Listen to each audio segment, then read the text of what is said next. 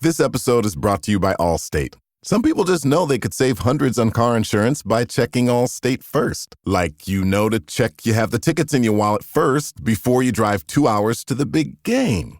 Seriously, you had one job. Now the closest you'll get to the 50-yard line is parking lot D. Yeah, checking first is smart. So check Allstate first for a quote that could save you hundreds. You're in good hands with Allstate. Savings vary. Terms apply. Allstate Fire and Casualty Insurance Company and Affiliates. Northbrook, Illinois.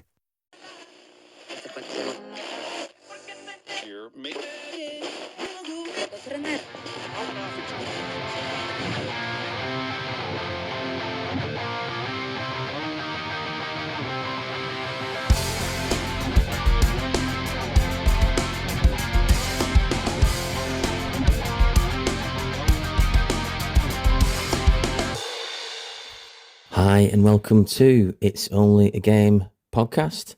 This is a very short and brief mini episode. I'm just going to touch on the It's Only a Game Fantasy Football League that we've got going on. So there are over 105 people in the Fantasy Football League, and we'll just quickly go through that.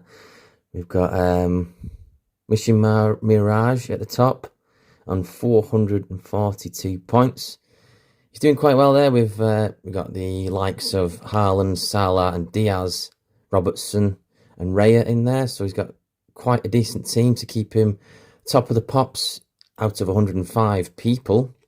Who else have we got there? We've got Adam Warburton, I know Warby. Haaland, Watkins, Eze, Diego Jota and Palmer. Palmer had a screamer of a weekend, didn't he, for all you fantasy football fans. He's scoring 4 goals. Which obviously gives you a hell of a lot of points if you've got him in your team. I think Brian Forbes, one of the ex-guests on our podcast, one of my good friends, I think he captained Palmer. So we're going to have a look at how many points Brian got for giving the captaincy to Palmer. Ex-guest Femi, I had a quick chat with Femi during the week about playing our wild cards. I played my wild card and so did Femi, both trying to include Haaland into our squads, and it sort of backfired a little bit for both of us. We both got rid of Salah, and we both put Haaland in our starting 11 as captain, and he only got 4 points. And I think Femi's original 11 and my original 11 would have done better if we would have kept them in our fantasy team than the actual team that we swapped them all for. So it didn't really pay off for me and Fem doing the wild card, but got plenty of weeks and plenty of fixtures to go in the fantasy football. Just a shout out to my fiance Shell. She's currently beating me. I'm sure she's beaten me.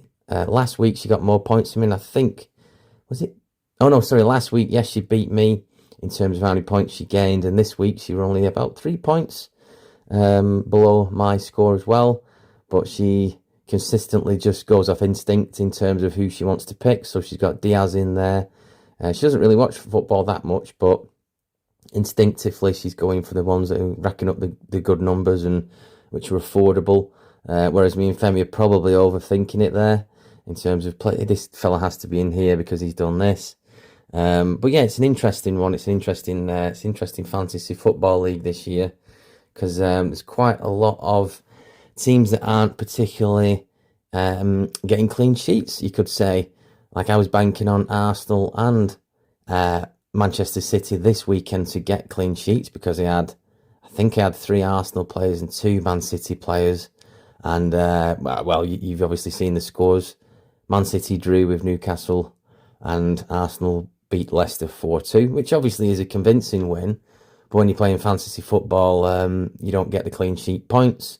You don't get any bonus points. I think you don't get as many. I think, for instance, Raya may have only got 1 point. Things like that. So it gets quite intense the weekends in terms of looking out for who needs to get you the points to sort of salvage you a good weekend score in fantasy football. I was banking on Aston Villa at one point as well, and Solanke. I do have Solanke and Haaland up top with Chris Wood. And thankfully, Solanke saved my week from being an absolute horror show of a score. Solanke scoring against Manchester United on Sunday. Aston Villa, I think I needed let's just see what the Villa score was, because I know that. Right, there we go. Yes, it was 2-2, wasn't it? I had Rodgers who scored, luckily. And I did have Martinez in net because it was looking like Raya was doubtful. And Martinez, unfortunately, didn't get me a clean sheet as well. So, yeah, what a weekend in fantasy football, eh? Banking on players and swapping and changing players. A lot of people in the social media world of fantasy football played their wildcard on game week 6, which was quite interesting. There's quite a lot of template 11s and substitutes that everyone seems to be picking roughly the same midfield. I know Brentford have got a very good fixture lineup in the next 8 games. Is it 7 or 8 games? Brentford's looks exceptional. I think I did have a little mini list. I think Brentford were at the top of Everton. I think Everton have got a good, roughly speaking, good lineup in terms of fixtures that are coming up.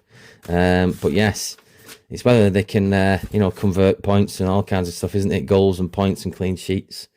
Liverpool have got a handy few fixtures coming up as well. And I think Tottenham were one as well. But I don't think Tottenham keep a lot of clean sheets on fantasy football. So yeah, it's interesting. So yeah, I'd just like to thank you all, for whoever is in the Fantasy Football League. I know we've got James Hendry, Hannah Hendry, myself, my fiance Matt's in there, myself and Matt from the pod. I don't think Deck and Jimmy are on. But yeah, it's a bit of a scramble sometimes in terms of who's beating who and who isn't. But yeah, what a something to sort of keep your eye on, isn't it? The fantasy football, it's a free game, it's a bit of a laugh, and also it's only a game. Thank you for listening. Bye.